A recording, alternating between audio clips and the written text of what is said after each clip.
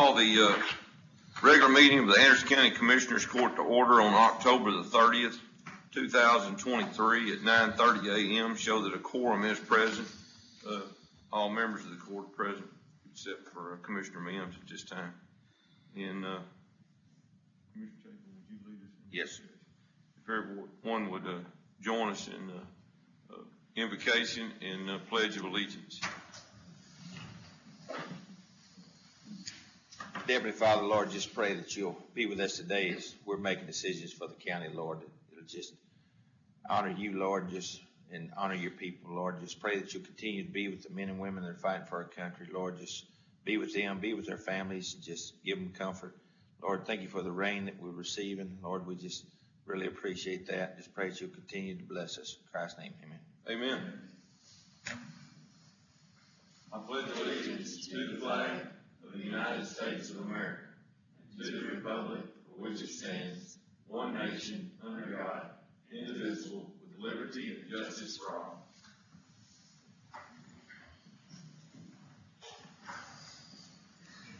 We have anybody signed up in open forum? No one, okay. All right, item number 4 is the consent agenda. The consent agenda is considered to be self-explanatory, will be enacted with one motion. There will not be a separate discussion of these items. However, any consent agenda item may be removed from individual consideration pursuant to a request by a Commissioners Court member. We've got budget amendments number 125 through 137. We've also got bills to approve. Do we have any utilities crossing county roads? No, sir. No, sir. No, sir. Okay, all right, none today. All right, and we've got the treasurer's report. Mark, you want to swear us in on that? Yes, sir. Gentlemen, if you're ready to read, do you solemnly swear to read the treasurer's report and believe to the best of your ability it is correct? I did. Okay. We've got the sheriff's report, county clerk's office report, tax assessor collector's report, district attorney's report, auditor's report, district clerk's report, IT report, JP reports, constable reports, veteran reports, collections reports, historical commission reports. We got minutes from the regular meeting for August the 16th, 2023, and the special meeting for August the 21st, 2023. I'll entertain a motion to approve the consent agenda. Motion by Commissioner Hill. Do I have a second? Second. Second by Commissioner Dixon. All in favor say aye. Aye. All opposed? So ordered. Item number 5 is here presentation from Patilla Brown and Hill on the fiscal year 2022 audit for Anderson County, and take action as necessary. And I believe we have Mr. Todd Pruitt here to make a presentation. I think y'all got a copy in your packets. Thank you. Morning, sir. Good morning. First of all, I'd like to thank the county for giving us the opportunity to perform the audit this year.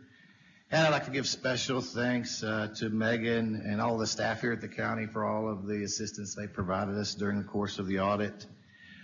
This year, there were some new accounting standards that had to be implemented, and the county also crossed the single audit threshold, which I'll talk about shortly. So there was a lot of work involved in getting this year's audit done, and they really did an excellent job of giving us everything that we needed in order to complete our audit in a timely manner. I mentioned that you crossed the single audit threshold. You may remember that anytime a local government spends more than $750,000 in federal grant awards in a year, that triggers what's called a single audit. And in a single audit, in addition to your financial statement audit that you have every year, it triggers a compliance audit of your federal grant awards programs. The county doesn't always reach that threshold, but it did for fiscal year 2022. So we have 3 reports that are included in your annual financial report and your single audit report that contain the results of the audit. In addition to that, there's a letter that contains all of the communications that are required to be made to a governing body anytime that you undergo an audit. What I'd like to do this morning is just briefly go over the results of the audit, and then if anyone has any questions, I'd be happy to answer those. The first report I'd like to talk about is the independent auditor's report on the financial statements. And that report is included in the county's annual financial report, which is the largest document of the three. If you're looking at that document, the first section, the introductory section, is numbered with Roman numerals, and immediately following that, you'll find the financial section. The independent auditor's report is the first page of the financial section.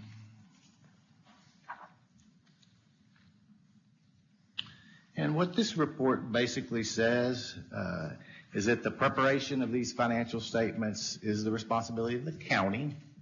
It's our responsibility as your auditors to express an opinion on the financial statements. We can assist the county with the preparation of the financial statements, and we do as long as we maintain certain safeguards regarding our independence, and those were met. I'm happy to report that we've issued what's called an unmodified opinion. You'll often hear it referred to as a clean opinion, and it's the highest form of opinion that you can receive.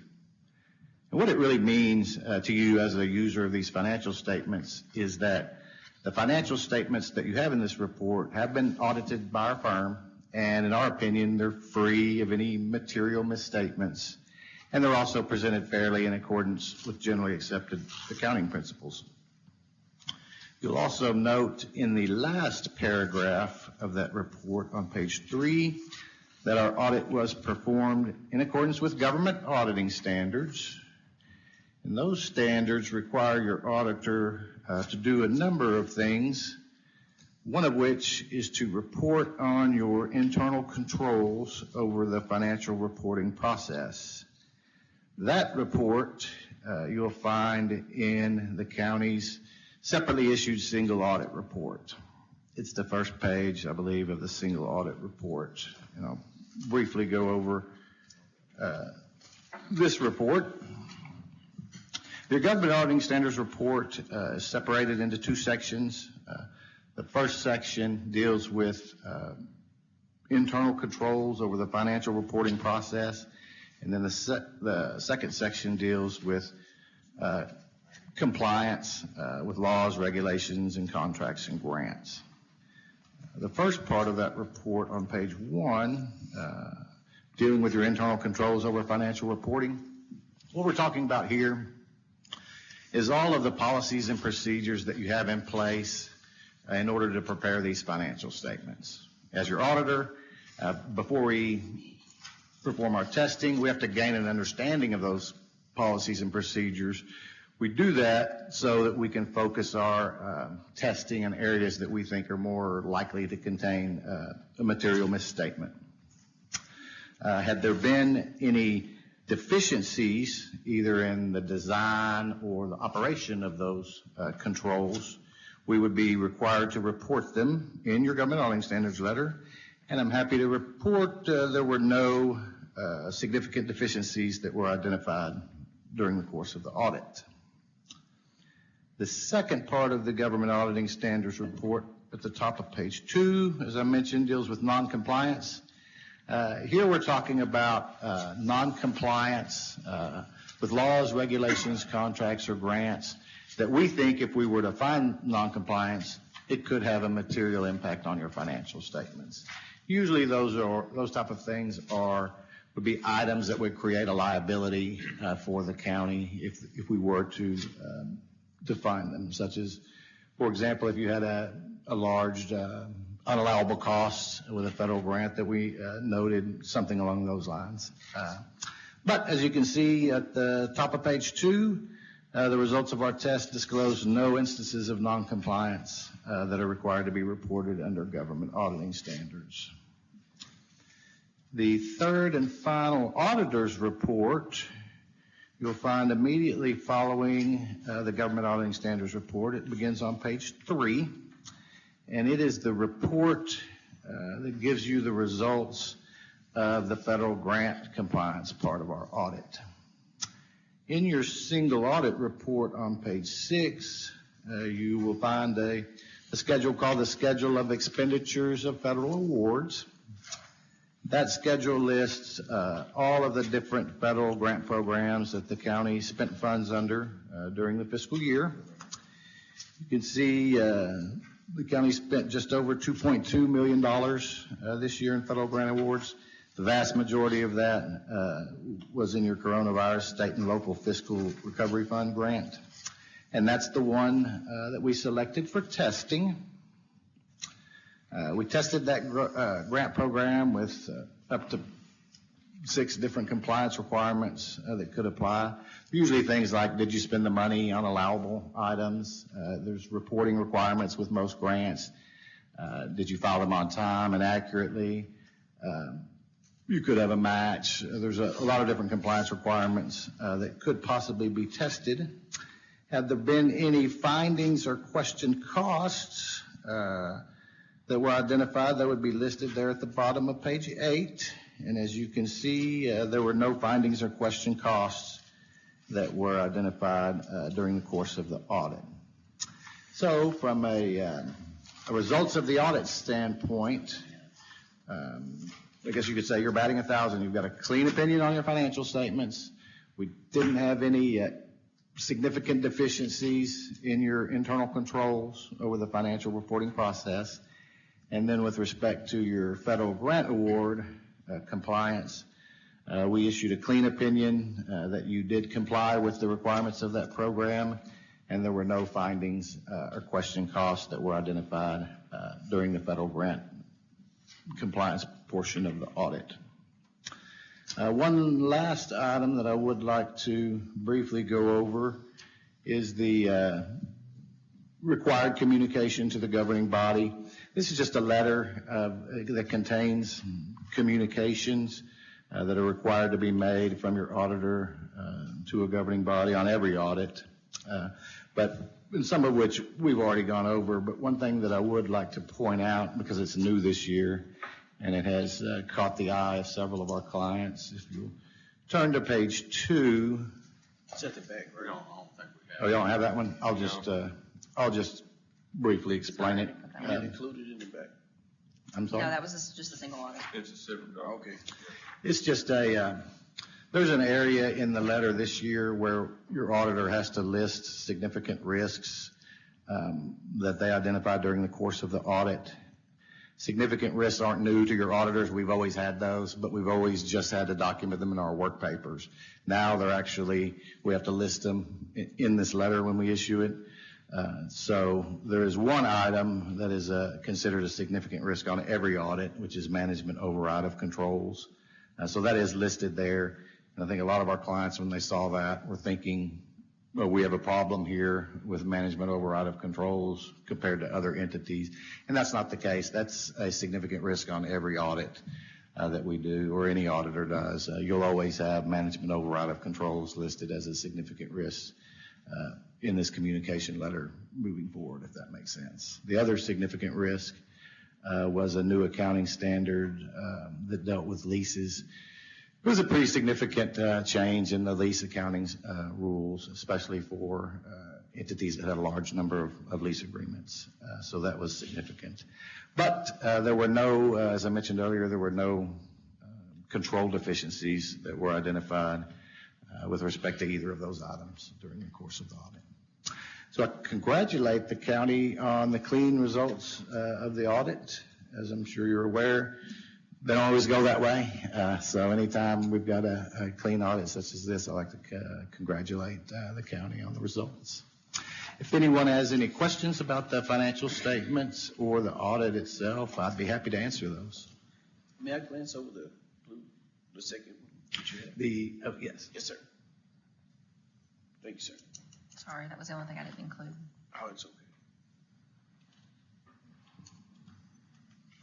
And that letter outlines our responsibilities, the county's responsibilities, things of that nature. They're just matters that the accounting standards want to make sure that you're communicating to a governing body anytime there's an audit that goes on.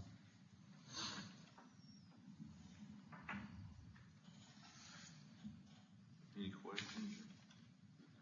I don't have this time, and I don't know what Commissioner Mills might be. No, I just read it. Thank you, sir. Oh, no problem. Thank you very much. Thank you, Mr. Pruitt.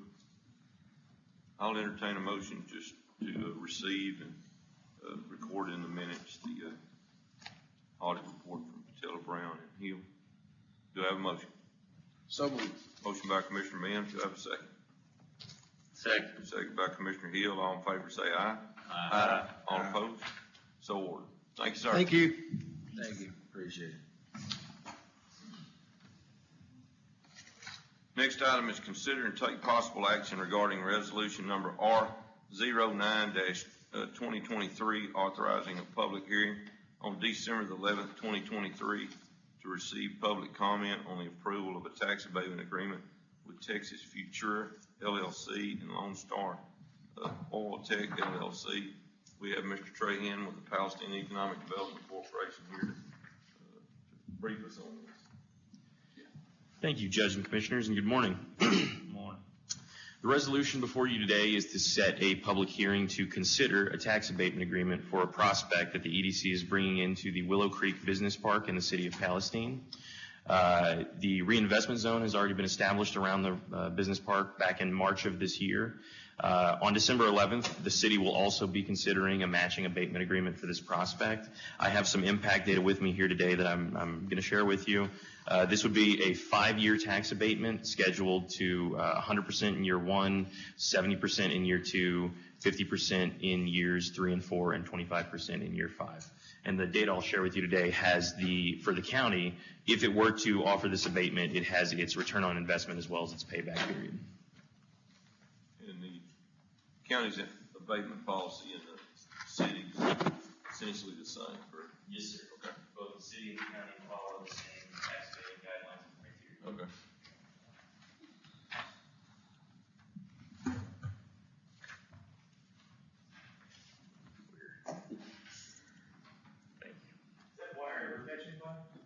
It's gonna get you for a day. This is the recycle. This is for a used oil re-refining facility. Yes, sir. The recycle. Thank you.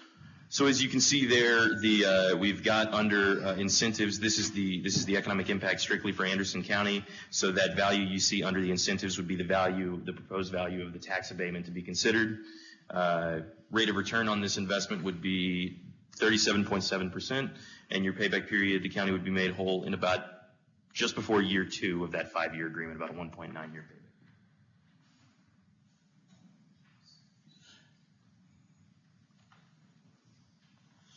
And jobs? 33 full-time jobs created at peak employment, which will be by the end of year 5. So our EDC, just to share some additional context, our EDC is executing a performance agreement with this prospect to actually use portions of land in the business park as an incentive to go along with the city's abatement and, as proposed, the county's abatement. We've already shared we've had our attorneys already draft up the abatement agreement for the city, so we've shared that with the county so that can be an asset in the drafting process should the county choose to draft the abatement agreement with their attorneys.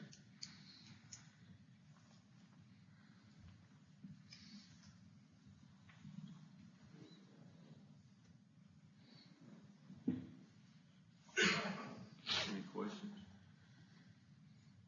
No, sir. This would just be setting a public hearing for December the 11th. Yes, sir. The public hearing to hear and consider the abatement agreement itself. Yes, sir.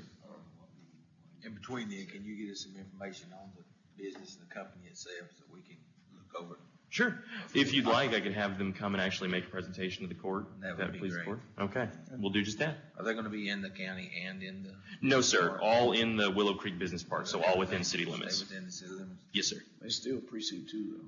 I'm familiar with the project, and I'm pretty sure they'll have time to come down and sit and talk with Yes, sir. the commissioners if need to, which has been requested. But I think it'll be a good, it'll be in that curve before you get to The Tampico bottling facility, yes. So if any of you are familiar with the business park, we have the Willow Creek Parkway, that's the main access road that comes down, and then we have the Willow Creek Drive that branches off and goes up to the Tampico bottling facility and the water tower that the city maintains. This prospect would be located along the drive. So on that secondary, the phase 2 of the business park. And they've been working on this for several months. Yes, we've been working with this prospect since the beginning of the year. Yeah.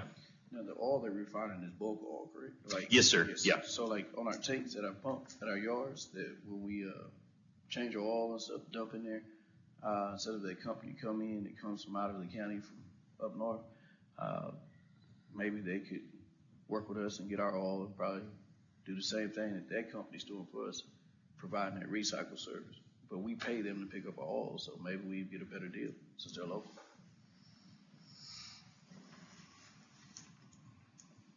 All right, you've got a resolution that's actually in your packet, so I've got to add the resolution number to it, but Chris sent that over for the agenda, so.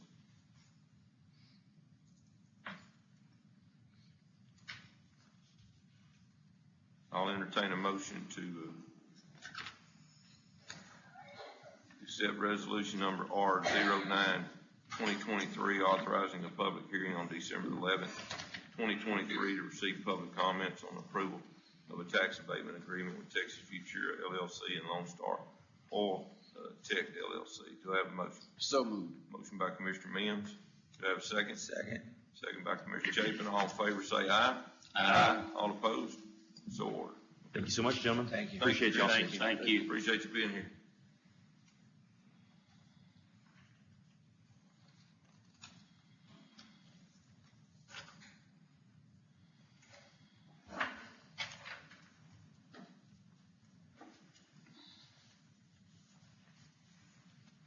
Item number 7 is discuss and take action on changing the November 27th, 2023 Commissioners Court meeting to begin at 9 a.m.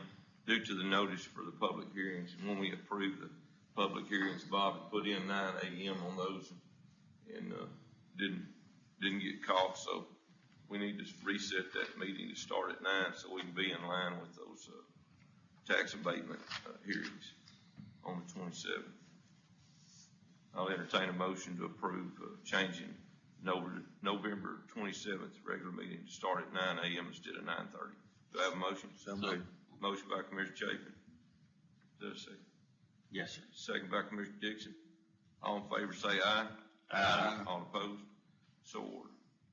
Item number 8, discuss and take possible action regarding preparation of a proposed solid waste ordinance, takings impact assessment pursuant to Chapter 2007, Texas Government Code, and notice of hearing on the proposed solid waste ordinance. Working with Eric McGee, and he's been in court quite a bit we've been trying to get this on the agenda, and he sent the order to me Thursday so we could get this done today. Of course, this is creating the ordinance, because if we don't create the ordinance, then we don't really have any way to restrict the landfills in the county. So we've discussed this before. Is there any discussion or questions? No, sir. All right, I'll entertain a motion to approve the preparation of the proposed solid waste ordinance, taking impact assessment pursuant to Chapter 2007, Texas Government Code, and notice of hearing on the proposed solid waste ordinance, and adopt the order that's enclosed in your packet to that effect. I'll entertain that motion. So moved. Motion by Commissioner Hill. Do I have a second?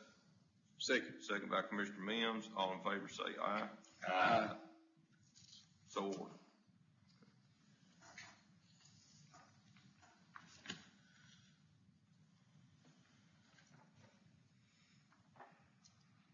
And item number 9.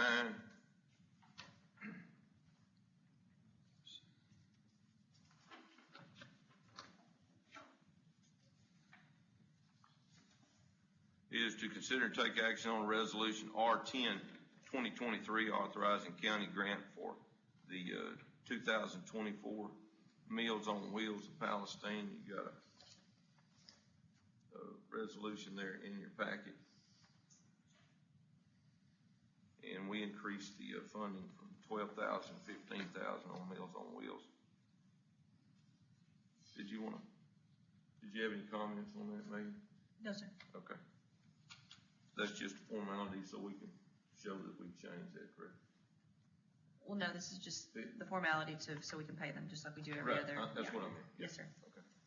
All right, I'll entertain a motion to approve, resolution R10, 2023, authorizing the grant for 2024 Meals on Wheels. So moved. Motion by Commissioner Mims, do I have a second? Second. Second by Commissioner Chapin, all in favor say aye. Aye. All opposed? So ordered.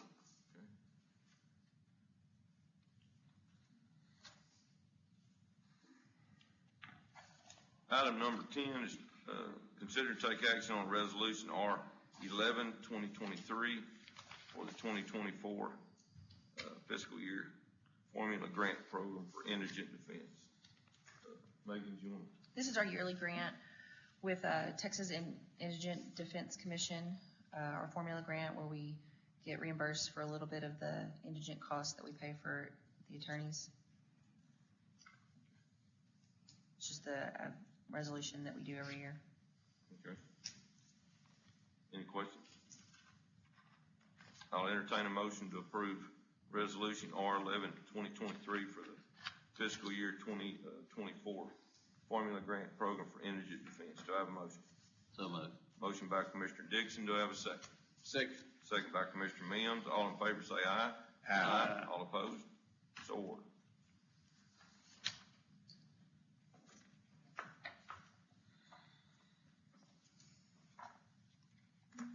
Item number 11 is consider and take action on the purchase of additional equipment to outfit the new sheriff's office vehicles in the amount $17,936 to be paid from capital outlay. And also to approve the budget amendment number 132 for funding on that. Do you want to address that, Megan? Yes, sir. The court approved budget amendments at the beginning of the year for the sheriff to use insurance proceeds and auction proceeds that for wrecked vehicles and then selling things in the auction. And then the original adopted budget was $250 for the sheriff to purchase the vehicles. So a few bills, I think 4 bills came in, and it's over the amount that was allotted to the sheriff. So this would be approving that. Any questions? All right, I'll entertain a motion to approve the additional equipment to outfit the new sheriff's vehicles in the amount of $17,936 to be paid from capital outlay and adopt the budget amendment number 132. Do I have a motion? So moved. Motion by Commissioner Dixon. Do I have a second? Second. Second by Commissioner Hill. All in favor say aye. Aye. All opposed? So ordered.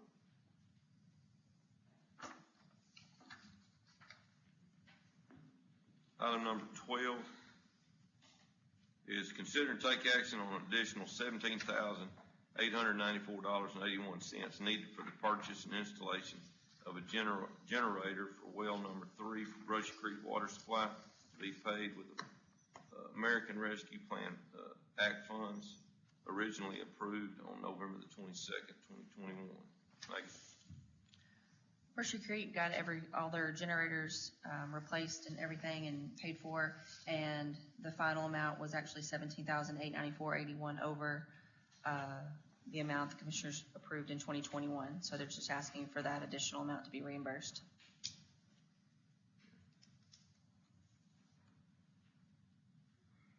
Any questions? I'll entertain a motion to approve the additional amount of $17,894.81 needed for the purchase and installation of generator for well number 3 for Brushy Creek Water Supply with ARPA funds. Do I have a motion? So moved. Motion by Commissioner Dixon. Do I have a second? Second. Second by Commissioner Chapin. All in favor say aye. Aye. All opposed? So ordered. Item number 13, consider and take action on reimbursement of Elmwood Volunteer Fire Department for $1,919.37 for the purchase of a winch and installation for a brush truck and purchase of a new fire hose with nozzle to be paid from ARPA funds. Megan, did you want to? This is just their allotted amount that the court approved. Okay. There's no questions, I'll entertain a motion to approve. So moved. Motion by Commissioner Mims, do I have a second? Second. Second by Commissioner Dixon, all in favor say aye. Aye. All opposed? So ordered. Item number 14 is consider and take possible action on a quote from Verkada for a video surveillance system for the Anderson County Courthouse. Sheriff Flores. Morning, sir. Commissioners. Morning. Hope you're feeling a little better. Yeah, I'm feeling a lot better, just short of breath. COVID the third time is really tough. Yes, sir. We've seen this quote before, from Verkada. They were the low bid of the two that were submitted. I had the opportunity to meet with their field technician, walk through and look at all the aspects in the large document that they presented to us, to review that with them, and I believe it's in the best interest of Anderson County and the security of the courthouse to accept it and go ahead. It's a very important part of our security system there. Their coverage is going to be very, very adequate, and it's going to allow for expansion in several more phases that they have available to us over the time period if we want to add additional services that they have. But the Paramount is getting the video system up and working adequately at the courthouse to help ensure our security, and they can do that. And appreciate you going through that with them. It was lengthy, but it was worth it, just to see everything. But if you were satisfied that it met the needs for at least current needs? The current needs and expandable to future needs as well. Yes, sir. The only question I have is on the license.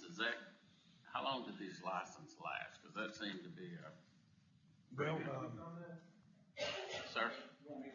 yes, if you would. Sure. Come on. I was talking to Tex about this. The licenses on the cameras are 10 years. Okay. So this is a 10-year license on the cameras. Now, for the actual, if they need to be serviced by somebody outside, like whatever company that's chosen, then they'll have, those services will not be covered. But the cameras themselves will be covered for 10 years. Okay. Well, that's what I want to know. That's 10 years. And that's a good period for that type of technology. Yeah.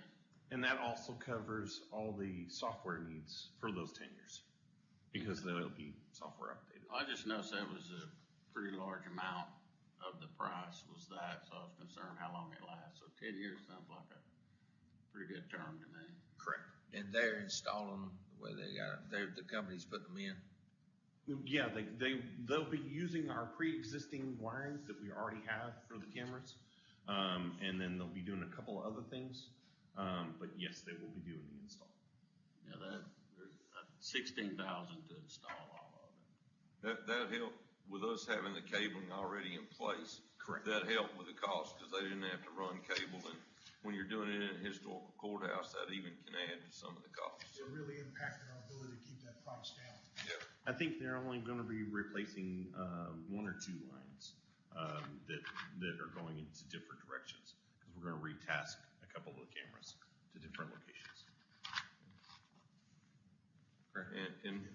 And the cost on that, while y'all are still up here, is $121,509.19, and I'm suggesting we take that from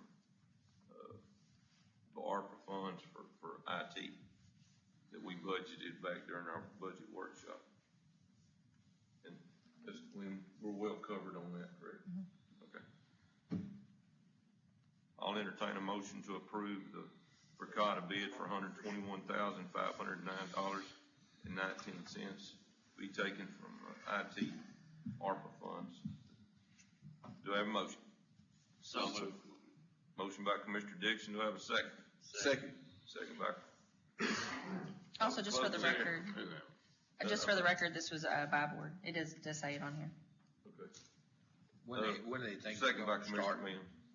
start the installation? As soon as they can. They know our needs are great. I'm sorry, Judge, what'd you say?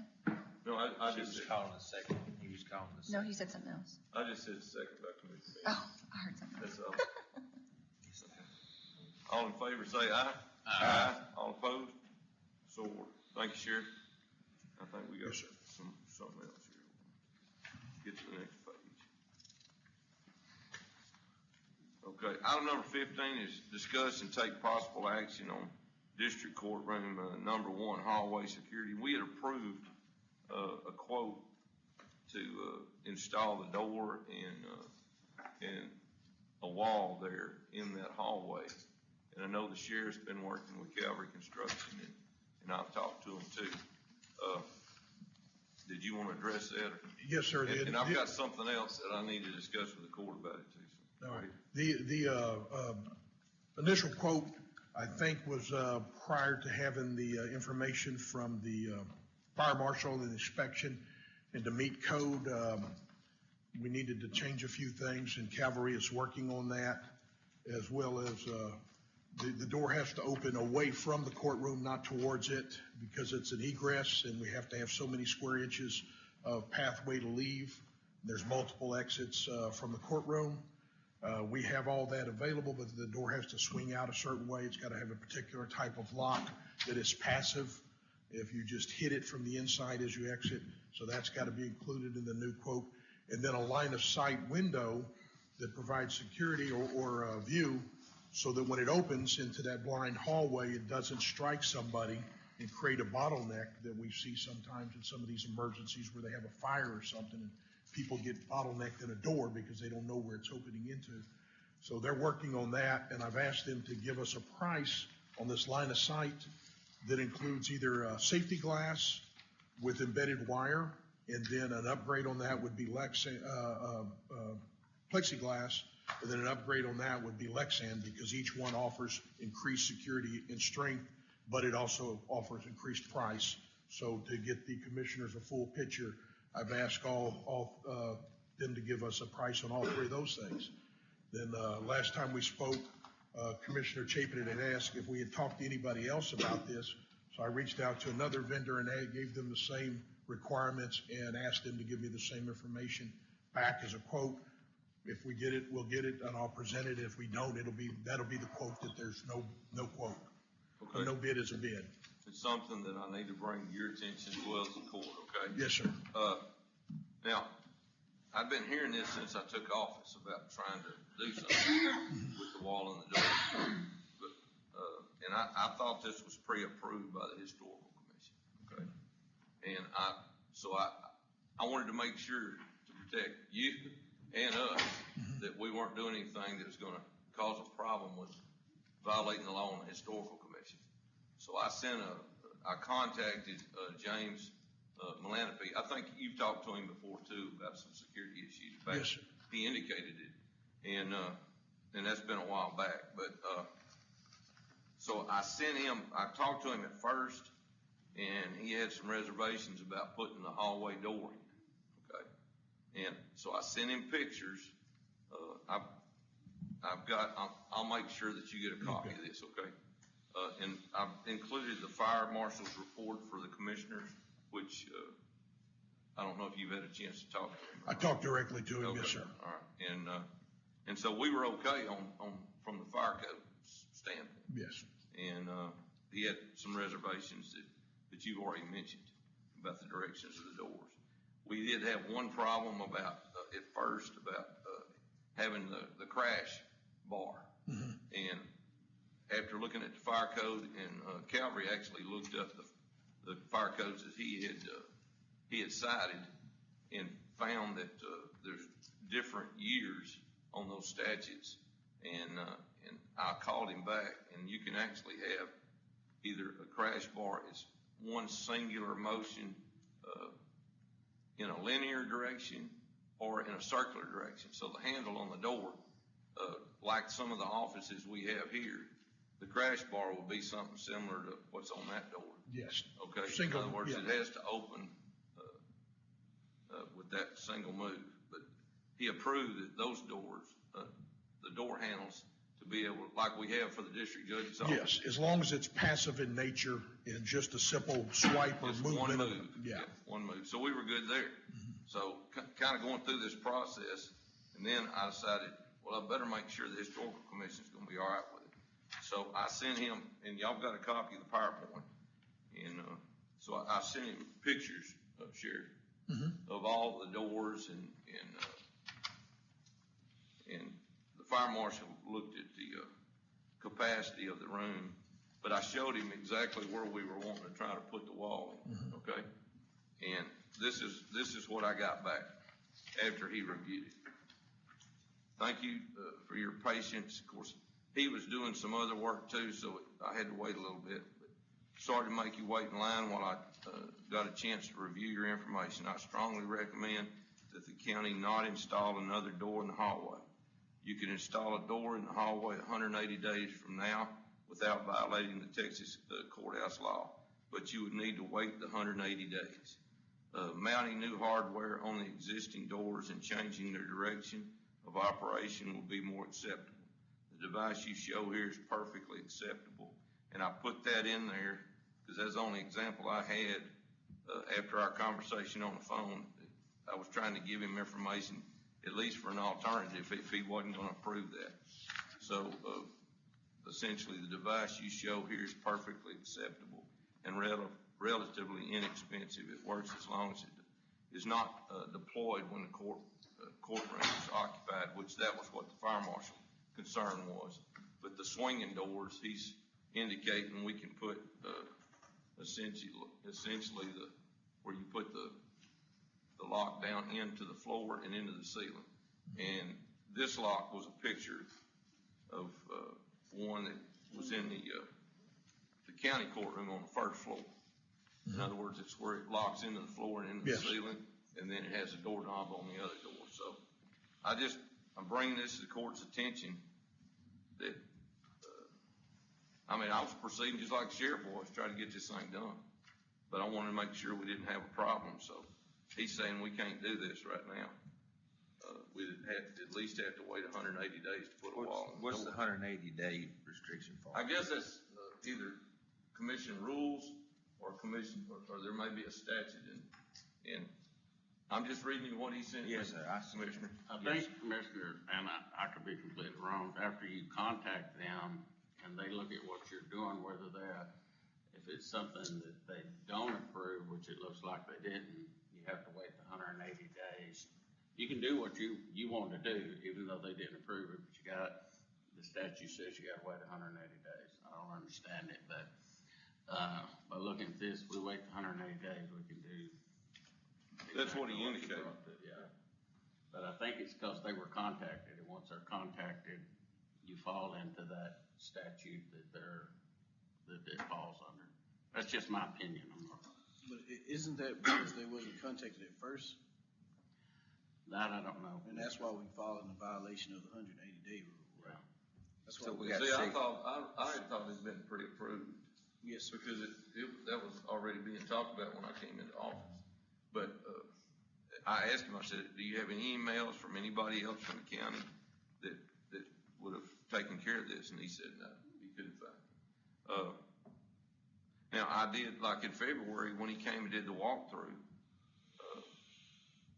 about the roof and the ceilings and all, I do have pre-approval from the Historical Commission in writing about the roof and the inside of the courthouse as far as trying to fix the ceilings after we get the roof on and all that stuff. So I do have that.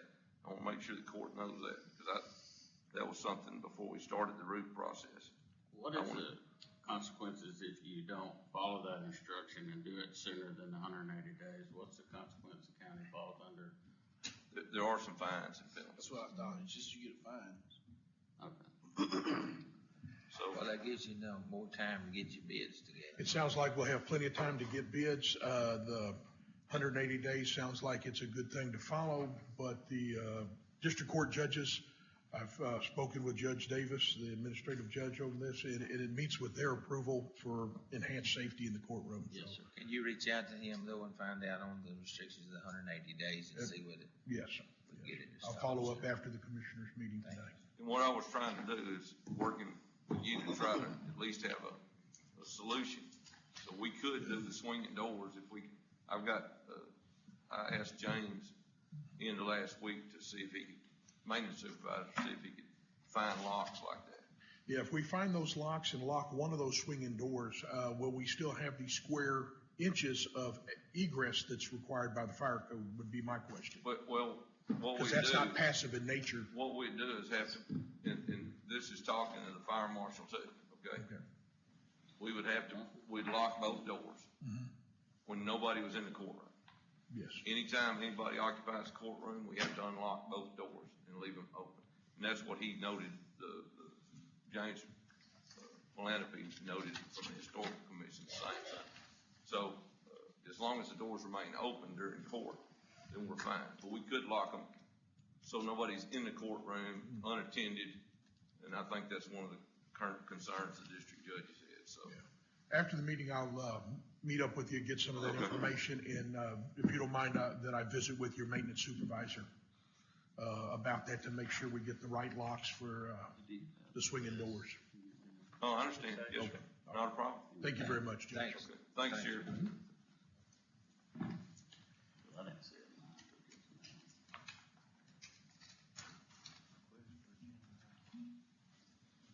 So I guess we need a motion to delay on installing the door in the walls to meet the requirements of the Texas Historical Commission.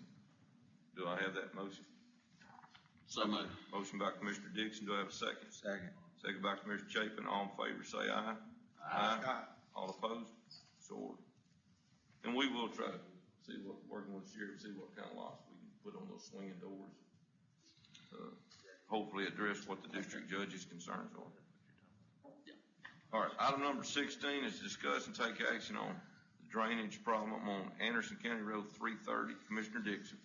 Yes, we have a resident, Mr. Ramsey, that lives on Anderson County Road 330, and we have a culvert coming under the county road that comes out on the west side of his driveway, and all this water out of this 18-inch culvert has to go under his driveway. And I met with him last week, and we discussed the possibility of moving that culvert down the road so it would be on the east side of his driveway, so the water would take some of the water away from his driveway. But as we looked at it, to keep from having to dig a ditch in the neighbor's yard and tearing up the road and putting the culvert in, if I took this same culvert and cut it in half and placed it in Mr. Ramsey's driveway, we think that would solve the problem and allow the water to go under his driveway.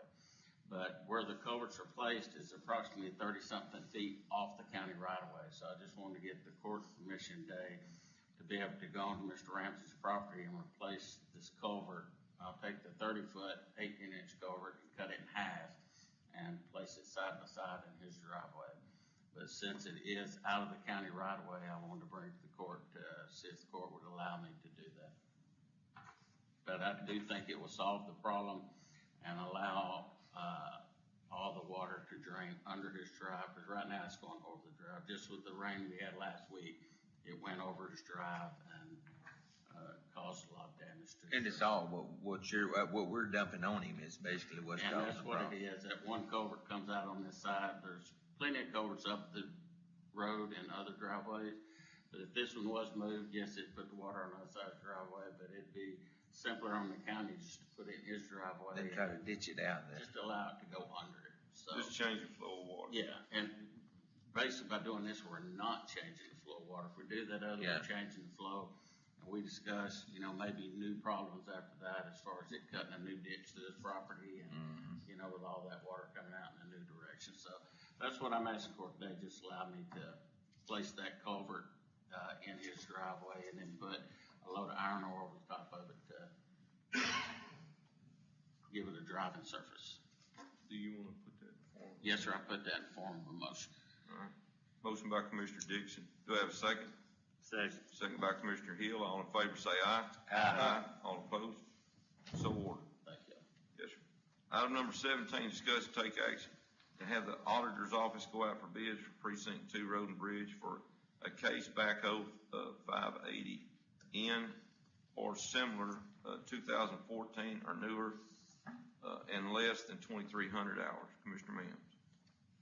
Yes, sir. I'd like to try to find a backhoe for the precinct. We've been having a lot of problems with the cat that we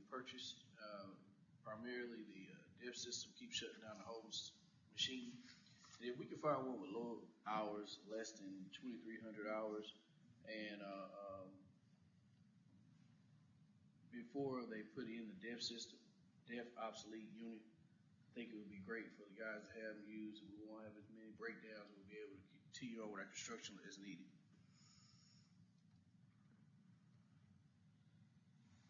Any questions? No, sir. Do you want to make that motion?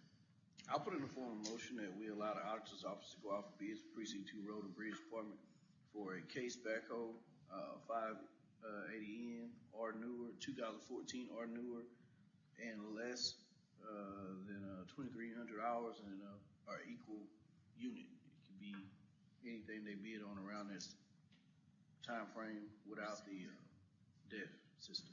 Okay. And similar to a case too. Yes, sir. All right, I have a motion by Commissioner Mims. Do I have a second? Second. Second by Commissioner Chapin. All in favor say aye. Aye. All opposed? So ordered. Item number 18, discuss and take action on the purchase of a pickup for Precinct 2 Road and Bridge up to $50,000. Commissioner Mims. Yes, sir. There's a unit that we have found at All-Star Ford, and it's under $50,000. So I need approval to purchase that unit for $49. Do you need the VIN number and everything? Or we can later? No. Just as long as we approve? Yeah, just approve the purchase so we can cut your check. Yeah, approve the purchase less than $50,000. Okay. Coming out of your capital outlay. Yes, sir. I'll make the motion. All right, motion by Commissioner Chapin. Do I have a second? Second. Second by Commissioner Dixon. All in favor say aye. Aye. All opposed? So ordered. Item number 19 is conduct a public hearing to lower the speed limit on Anderson County Road 1231. And Commissioner Chapin put this on the agenda at our last meeting. So this is actually the public hearing. So I'm going to recess from our regular meeting and conduct a public hearing on lowering the speed limit on Anderson County Road 1231. Do we have anybody to speak on lowering the speed limit on Anderson County Road 1231 is present, wishes to speak for or against? Okay. Did you want to address anything? No, sir. You got a petition? I had the petition. We turned it in to Mark last time, so Yes, sir. And that's in everything's order. in order. Yes, sir. And then Okay. our public hearing today, and then we open back up to allow me to lower the speed limit to 35. Anybody wishing to speak in the public hearing on lowering the speed limit on Anderson County Road 1231? All right, at this time, I'll close the public hearing with nobody present to speak, and return to our regular agenda and go to item number 20, consider and take action to lower the speed limit on Anderson County Road 1231. Commissioner Jacob. Yes, sir. I just would like to lower it to 35. We had the petition signed. We got it all turned in last month, I guess what it was. And like I say today, we don't have anybody contesting it, so I'd like to lower that down if that's court's wishes. I know you talked about where you wanted from. Yes, sir. Point A to point B. Yes, sir. We From, need that in the motions. yes, sir. Let me do that. Let's go from 1231.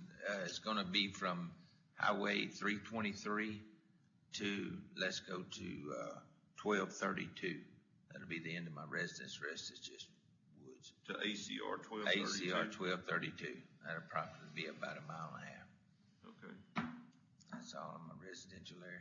All right, so I'll entertain a motion to approve lowering the speed limit to 35 miles per hour on Anderson County Road 1231 from Highway 323 to Anderson County Road 1232. Yes, sir. Does that sound right? Yes, sir. I'll entertain that motion. So moved. Motion by Commissioner Dixon. Do I have a second? Second. Second by Commissioner Mims. All in favor say aye. Aye. All opposed? So ordered. All right. I'll entertain a motion to adjourn. So moved. Motion by Commissioner Mims. Do I have a second? Second. Second by Commissioner Dixon. All in favor say aye. Aye.